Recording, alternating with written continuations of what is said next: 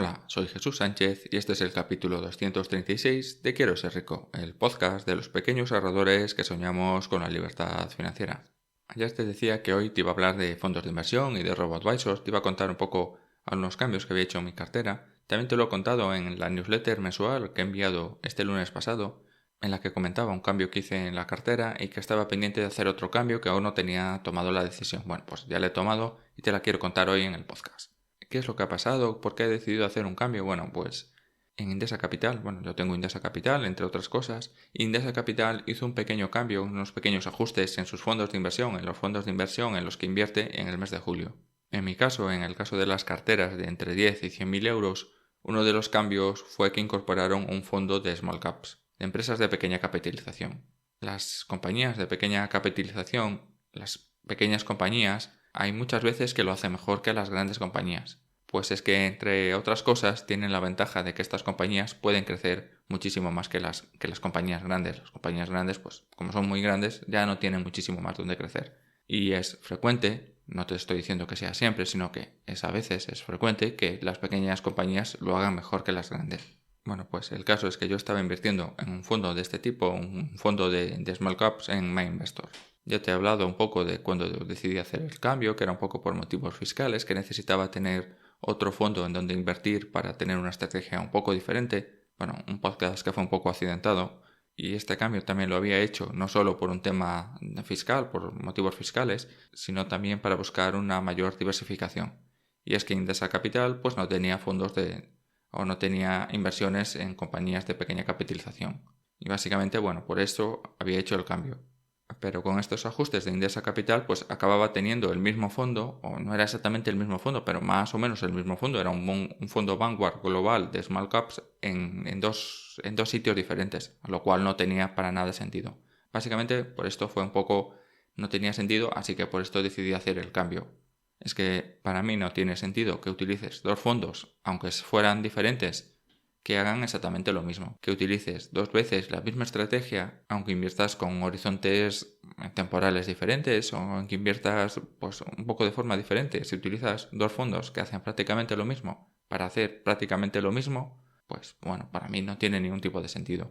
Al igual que para mí tampoco tiene ningún tipo de sentido que tengas dos robo-advisors diferentes. Salvo razones muy justificadas, es que en general los robo-advisors, al menos los que hay en España, más o menos hacen todos lo mismo, invierten más o menos todos con una estrategia muy similar, y tener dos robo-advisors no te va a dar mayor diversificación. Lo que te va a dar es repetir la misma estrategia dos veces haciendo más o menos lo mismo. Así que para mí no tiene muchísimo sentido eso, salvo algunas razones muy justificadas. Y si queréis un día me lo decís y hablo un poco de qué razones son las que pueden justificar tener dos robo-advisors contratados. Por eso decidí hacer algunos cambios. El primer cambio que hice en mi cartera fue pasar una parte del fondo que tenía MyInvestor a Indesa Capital.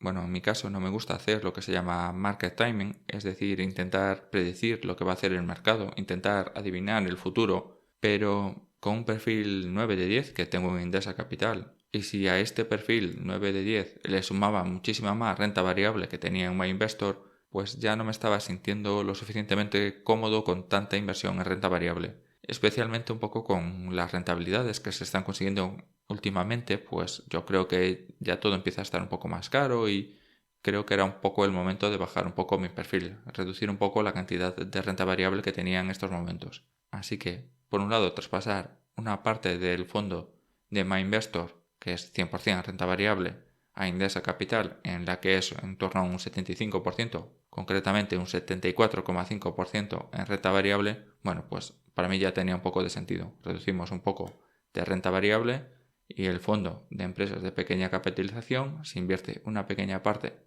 también en fondos de empresas de pequeña capitalización, pero también en muchísimas otras cosas diferentes. Lo que tiene un robo-advisor, lo que es un robo-advisor. Esto por un lado. Y por otro lado, el segundo cambio. El segundo cambio es salir de este fondo de MyInvestor a otro fondo en MyInvestor, un fondo de inversión en inmuebles, que es otra parte que en Indesa Capital no tienes. Al menos en Indesa Capital no tienes un fondo que invierta directamente en acciones inmobiliarias o en fondos o que esté relacionado con el mercado inmobiliario. Lo que dicen ellos es que realmente sí invierten en este tipo de compañías, pero lo invierten tal y como están representadas en los índices. Pues los índices representan el tanto por ciento de compañías del sector inmobiliario, pues ellos ya invierten en el índice correspondiente, pues en el índice, en el SP500 o en el índice que sea. Estas compañías pues están representadas ya de la forma en que están representadas. Y comprar un fondo del sector inmobiliario es como comprar 2 veces las mismas compañías. Y esto que dicen en Indesa Capital, pues sí, tienen toda la razón. Pero yo aún así sigo pensando que, aunque todo esto es cierto, el mercado inmobiliario es muchísimo más grande de lo que aparece en los índices. Existen los REITs o las OCIMIs, existen las grandes constructoras, pero también existen muchísimas empresas pequeñas que no cotizan. Y aunque todo eso no lo puedo comprar, no se puede comprar, sí se puede comprar una parte más grande de las otras. Y básicamente estos fueron un poco mis razonamientos y por esto decidí hacer el traspaso del fondo de Small Caps a un fondo de inversión inmobiliario. Concretamente es un fondo, bueno, te dejaré en las notas de este podcast concretamente qué fondo es para que lo puedas buscar, pero es un fondo de iShares, de real estate que se puede contratar en MyInvestor, lo puedes buscar y seguramente que lo encuentres fácilmente. Tiene un TER de un 0,22, es decir, las comisiones máximas del fondo están en torno a un 0,22%. Lo cual son unos costes muy bajos que sí que pues entran dentro de mi forma de invertir en bajas comisiones o con bajas comisiones. Bueno, esto es un poco lo que hice yo y te voy a contar un poco más qué es esto de los fondos inmobiliarios, qué son, cómo funcionan y todo lo demás. Como te cuento en el curso de fondos de inversión, el curso de fondos de inversión es un curso que tienes disponible en la Academia de Quiero Ser Rico y la Academia de Quiero Ser Rico puedes acceder a todos los cursos pagando una membresía mensual muy baja actualmente y hasta el 12 de septiembre son 6 euros al mes y puedes acceder a todos los cursos que hay disponibles, que actualmente ya son 18 cursos y a partir del 12 de septiembre pues serán 8 euros al mes. Bueno, pues en el curso de fondos de inversión te explico un poco qué son los fondos de inversión, cómo invertir en ellos, qué tipos hay y un tipo de fondos son los fondos de inversión inmobiliarios. Y en el curso que he lanzado este mes de agosto es el curso de inversiones inmobiliarias y hay una clase especial en la que hablamos de inversiones alternativas en inmuebles y también hablo un poco más de fondos de inversión inmobiliarios. Un fondo de inversión en inmuebles o un fondo de inversión inmobiliario, pues es eso, es un fondo de inversión que básicamente invierte en compañías del sector inmobiliario o muy relacionado con el sector inmobiliario, principalmente en acciones de REIT o en acciones de grandes constructoras, pero también pueden invertir en muchísimas otras empresas relacionadas, desde estudios de arquitectura, empresas de inspecciones, a fabricación de cemento, prefabricados de construcción, no sé, cualquier cosa que pueda estar más o menos relacionada con el sector inmobiliario. Una pregunta muy importante que te puedes hacer o que te deberías hacer es ¿este tipo de inversión qué le aporta a mi cartera? ¿Estas nuevas inversiones me permiten seguir con mi estrategia de inversión sin complicarla más de lo que quiero? ¿Lo puedo hacer? ¿Está bien? Esto por un lado. Y por otro lado, ¿esto va a permitir aumentar mi diversificación? ¿Va a hacer que mi cartera sea más variable? Y desde el punto de vista de tener un nuevo fondo con otro tipo de compañías, bueno, esto ya de por sí pues ya es diversificar un poco más. Pero como te comentaba antes, si tienes 2 robo-advisor, estás diversificando, pero tampoco estás diversificando tanto que merezca la pena. La clave, desde mi punto de vista, es tener inversiones que se comporten de forma diferente en momentos puntuales del mercado. Y creo que un fondo de inversión pues proporciona esa diversificación que no tenía mi cartera. Y si pienso en la parte de inmuebles, también estimo que no estoy demasiado concentrado en el sector inmobiliario.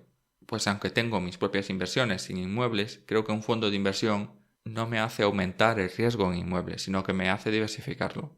Al ser un fondo de inversión se va a comportar en gran medida de una forma similar a como lo haga el mercado. Siempre hay sectores que lo hacen mejor que otros, pero cuando hay crisis importantes cae como lo hacen todos, y cuando todo va bien pues sube como lo hacen más o menos todos. Esto es importante tenerlo en cuenta, porque si piensas que hay una gran crisis en algún sector que no está ni siquiera nada relacionado con tu sector, con el sector inmobiliario, por ponerte este ejemplo, y piensas que estas inversiones van a resistir esa crisis, bueno, pues estás muy engañado. Lo más probable es que todas las inversiones acaben perdiendo, incluido la tuya. Seguramente pierda muchísimo menos que otras, pero sí, va a acabar perdiendo. El mercado lo va a acabar arrastrando. Esto por un lado. Y por otro lado también está claro que en situaciones de normalidad del mercado, en situaciones de una mayor normalidad en donde unos sectores lo hacen mejor que otros, especialmente dependen muchísimo del ciclo económico. Y también en cierta medida ciertas particularidades del momento de esa situación particular.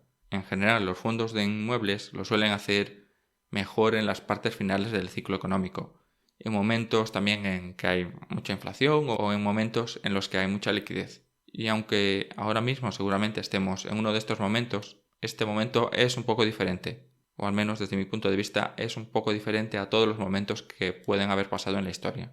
Y creo en esto porque, por un lado está todo lo relacionado con el teletrabajo, que yo creo que puede tener un impacto muy importante en este tipo de compañías, desde menos demanda de edificios de oficinas, a la salida de trabajadores de los centros de las ciudades, y también todo lo que es el comercio online puede hacer que los centros comerciales pues ya no sean tan rentables como eran en el pasado. Y muchos de estos fondos invierten en REIT y muchos de estos REIT invierten en este tipo de propiedades. Pero a pesar de todos estos riesgos, yo he pensado que para mí en estos momentos tiene todo el sentido invertir en un fondo de inversión inmobiliario. Un fondo de inversión inmobiliario frente a otros tipos de fondos de inversión, realmente no tiene ningún tipo de ventaja, excepto que invierte en compañías con unas características un poco diferentes, pero al final es un fondo de inversión, pues con todas las ventajas y todos los inconvenientes de un fondo de inversión.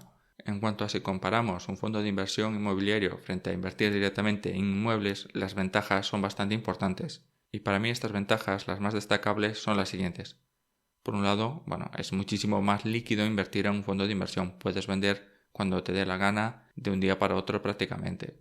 La segunda ventaja es que no tienes que estar pendiente de ningún tipo de gestión, ningún tipo de trámite o ningún tipo de reforma, ni buscar inquilinos, ni estar pendientes de recibir los pagos, ni las obras, ni nada similar. Y la tercera ventaja es que puedes invertir en diferentes países o en diferentes regiones, inviertes de forma global y no solo en un mercado muchísimo más pequeño. Cuando haces inversiones por tu cuenta en el sector inmobiliario, en inmuebles, pues lo haces en tu ciudad o como mucho en tu país, en unas ciudades muy cercanas que puedas visitar de una forma relativamente fácil. Así que invertir con un fondo de inversión te permite aprovechar las ventajas del mercado inmobiliario no solo en tu ciudad, sino a nivel global, a nivel de muchísimos países. Resumiendo, esto han sido un poco las decisiones que he tomado sobre mi cartera, sobre mis inversiones. Si quieres saber más sobre ellas y estar al día de cómo evoluciona y de los cambios que puedo estar haciendo, pues anótate a mi lista de correo en la que cuento estas cosas. Y si te ha gustado este podcast, no olvides indicar que te gusta, suscribirte para no perderte ninguno de mis episodios. Y si tienes alguna duda o alguna sugerencia, escríbeme un correo electrónico a hola@quieroserrico.com. Un saludo y hasta la semana que viene.